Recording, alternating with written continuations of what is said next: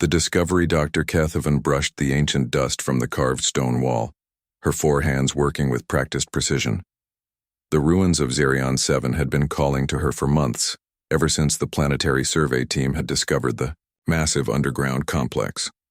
Now, standing in the heart of the ancient chamber, she felt the weight of discovery pressing against her consciousness. The Zephyrian archaeologist's crystalline eyes adjusted to the dim light as her translation device hummed to life. The symbols on the wall were unlike anything in the Galactic database, yet somehow familiar.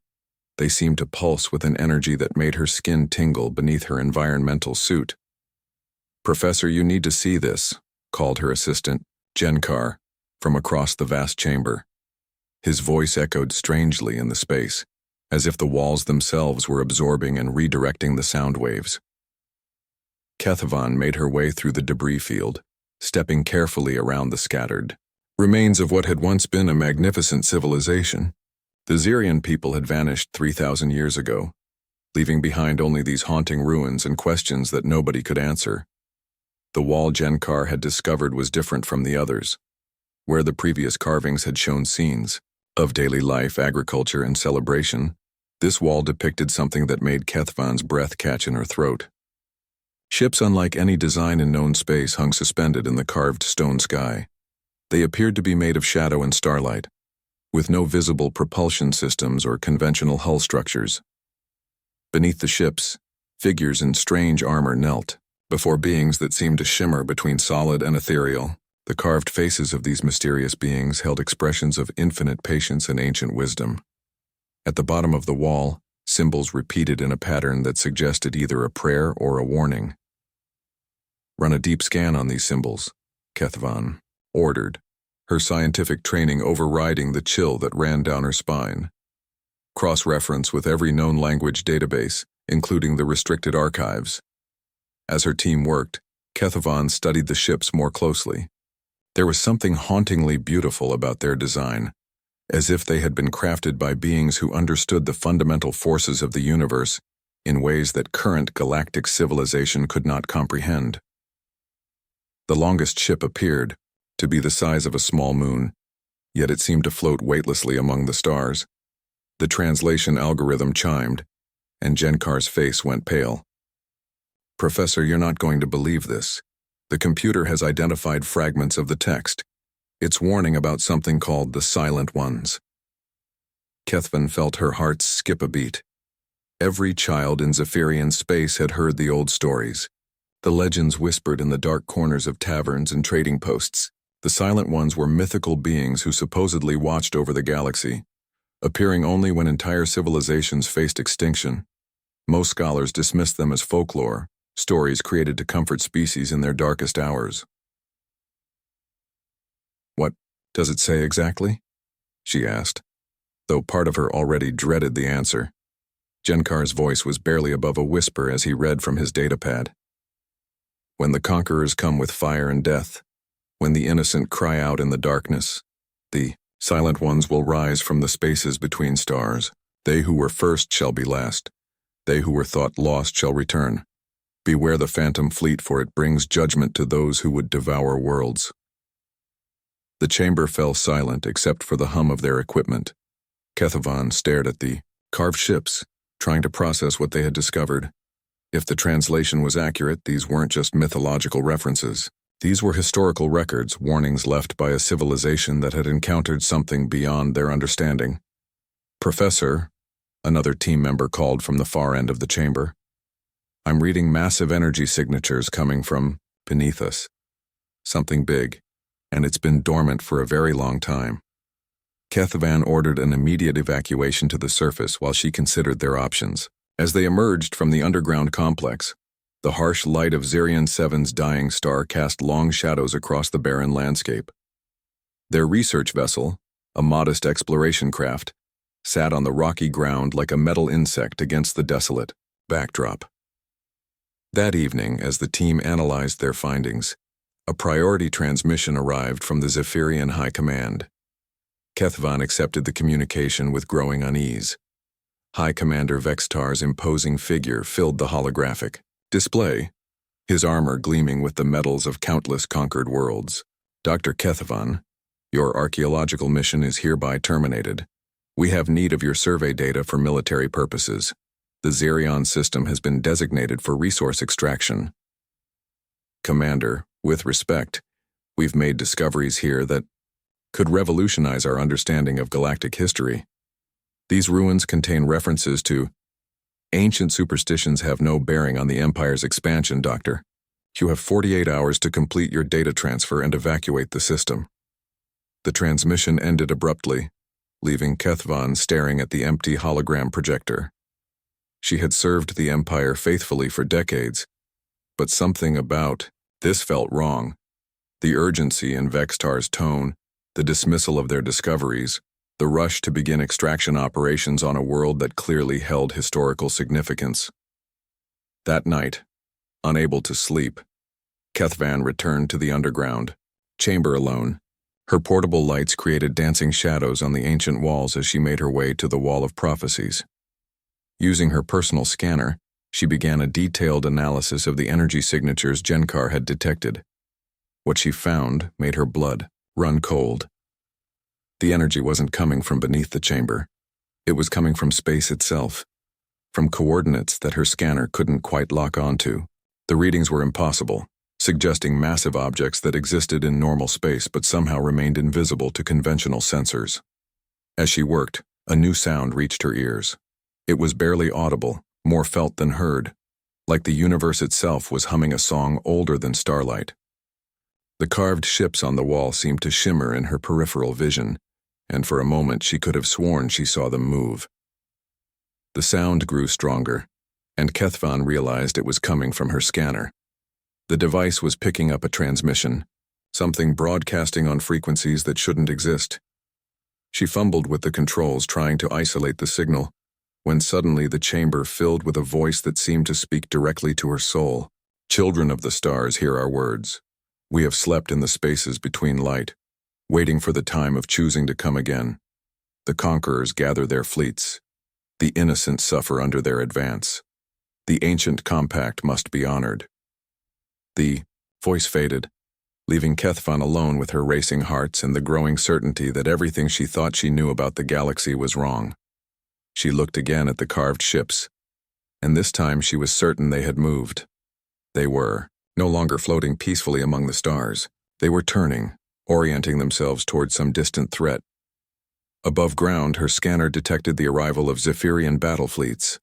Massive dreadnoughts and planet crackers moved into position around Xerion 7, preparing to strip the world bare. The Empire's hunger for resources knew no bounds, and ancient ruins were just obstacles to be cleared away. But as Kethvan watched the Imperial fleet take up their positions, her enhanced vision caught something that made her gasp. For just a moment, silhouetted against the dying star, she saw the outline of ships that didn't appear on any scanner. Ships that looked exactly like the ones carved into the ancient wall below. The Phantom Fleet was no longer a myth. It was gathering, and the Zephyrian Empire had no idea what they were about to face. As the first planet cracker began its descent toward Xerion 7's surface, Kethvan felt the ground beneath her feet begin to vibrate. The ancient chambers were responding to something, awakening after millennia of slumber. The carved prophecies were no longer just warnings from the past. They were becoming reality. In the depths of space, where light itself dared not travel, ancient engines began to stir. The Silent Ones had heard the call of the innocent, and their patience had finally reached its end. The galaxy was about to remember why some legends never truly die. They were about to remember the power of humanity's ghost fleet, the Silent Armada High. Commander Vextar stood on the bridge of his flagship, the Inevitable Conquest, watching with satisfaction as his planet crackers began their systematic dismantling of Xerion 7. The ancient world would yield enough rare minerals to fuel the Empire's expansion for decades. The ruins below were nothing more than curiosities, archaeological debris that would be processed along with everything else. Commander, his tactical officer reported, we're detecting some unusual readings from the planetary surface, but nothing that should interfere with the extraction process. Vextar dismissed the report with a wave of his armored hand. 300 ships comprised his extraction fleet, enough firepower to level a dozen worlds. whatever primitive technology the long-dead Xerion civilization had left behind posed no threat to the might of the Zephyrian Empire. That confidence lasted exactly 17 minutes. The first sign of trouble was the sudden failure of long-range sensors across the entire fleet. One moment they could see clearly to the edge of the system, the next moment their displays showed nothing but static beyond a few thousand kilometers. The sensor officers worked frantically to restore functionality, but their equipment insisted that space itself had simply ceased to exist beyond their immediate vicinity. "Stellar storm?" Vextar asked, though his tactical mind was already dismissing the possibility. The system's star was stable, and no natural phenomenon could cause such precise sensor interference. Before anyone could answer, space began to unfold. It started as a ripple, barely visible against the starfield like heat shimmer rising from sun-baked stone. Then the ripple expanded, and through it came something that made every warrior on the bridge step backward in instinctive fear. The ship that emerged was impossible. It appeared to be constructed from crystallized void, dark matter given form and purpose. Its hull absorbed light rather than reflecting it, creating a ship-shaped absence in the universe that hurt to look at directly. It was massive, easily dwarfing Vextar's flagship, yet it moved with a grace that suggested it was barely touching normal space-time. "Weapon status," Vextar barked, but his weapons officer was staring at his console in confusion. "Sir, our targeting systems can't get a lock.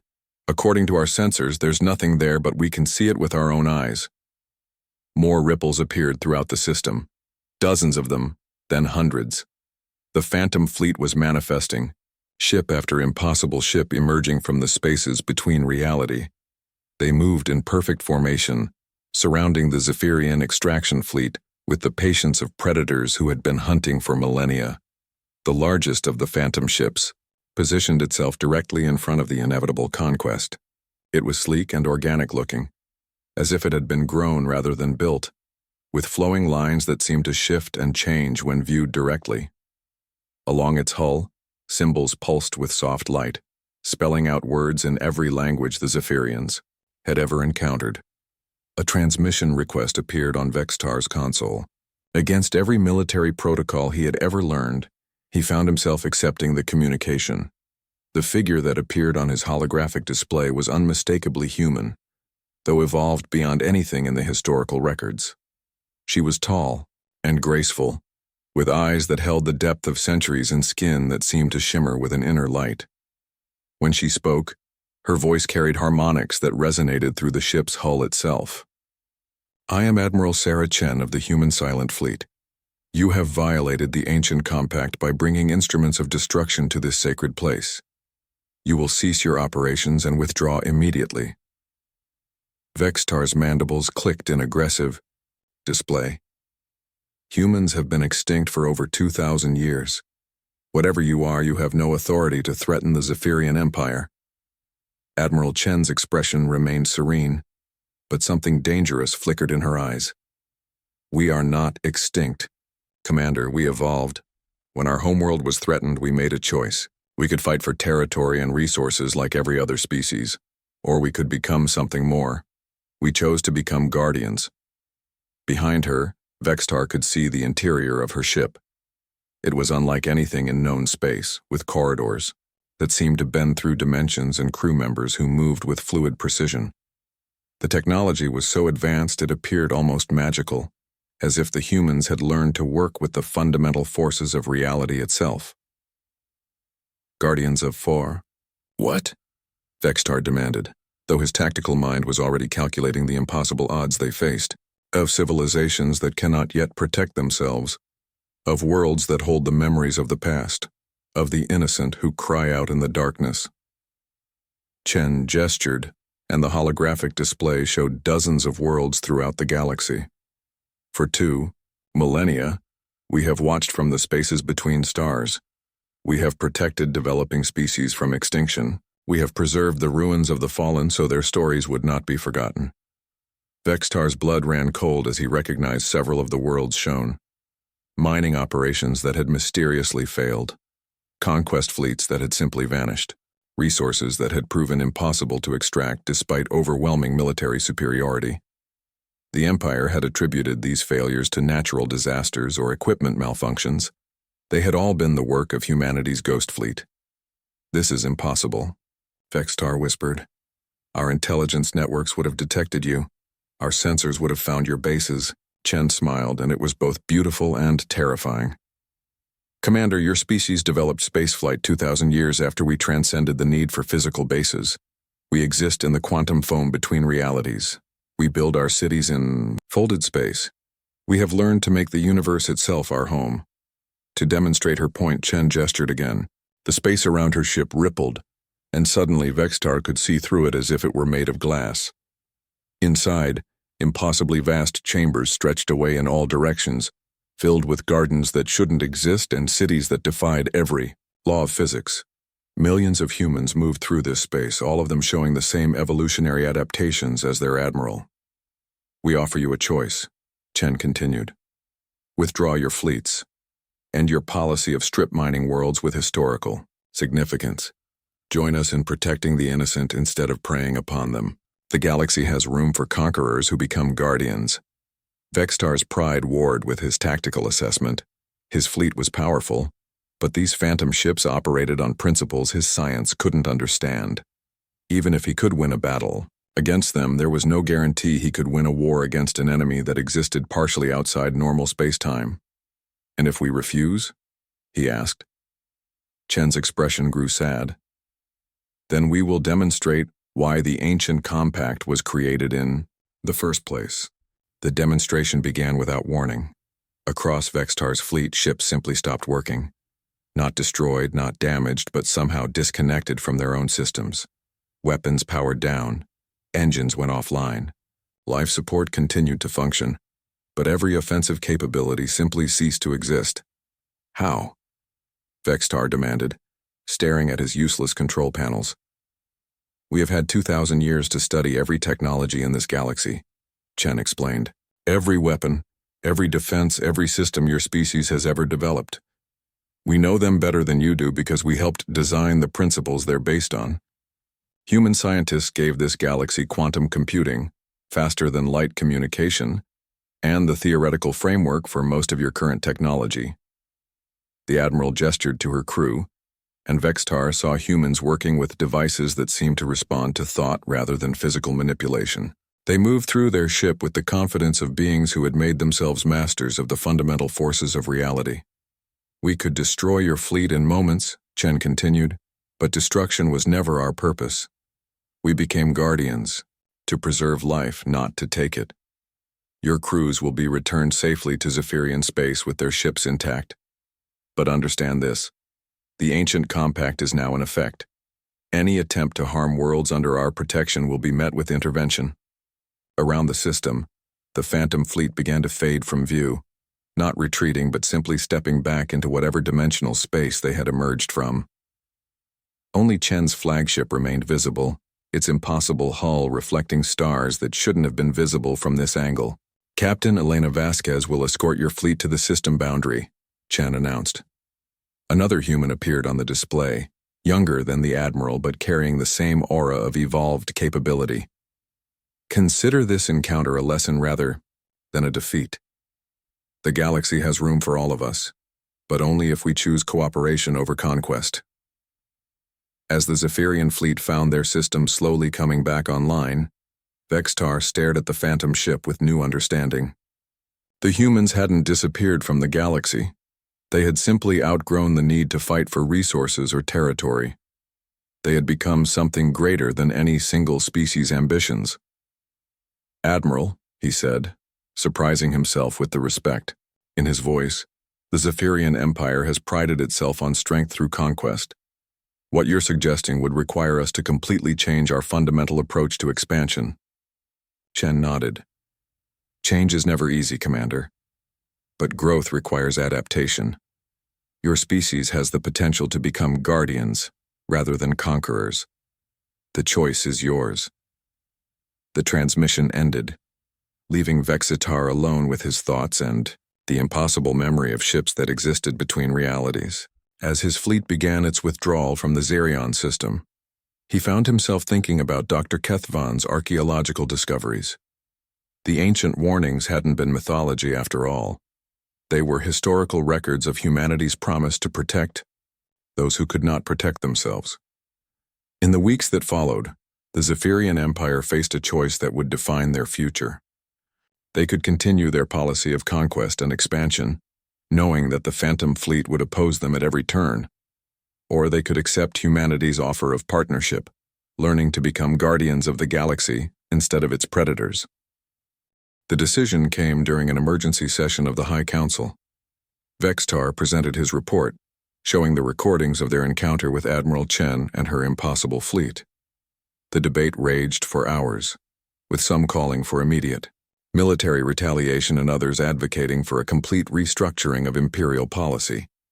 In the end, it was Dr. Kethvan who provided the deciding argument. She presented her findings from Zerion 7, showing the carved prophecies and the evidence of humanity's long watch over the galaxy. The ancient compact wasn't just a threat, it was an invitation to evolve beyond the need for conquest. The Zephyrian Empire became the first species to formally accept humanity's offer of alliance. Within a generation, they had transformed from conquerors to protectors, working alongside the Phantom Fleet to preserve the wonders of the galaxy for future civilizations. And in the spaces between stars, Admiral Sarah Chen smiled as she watched another species take their first steps toward transcendence. The Silent Ones had fulfilled their purpose once again, proving that even in the vast darkness of space, there were those who would always stand guard over the innocent. The Phantom Fleet continued its eternal watch, ready to emerge whenever the ancient compact was threatened, whenever the innocent cried out for protection in the endless night.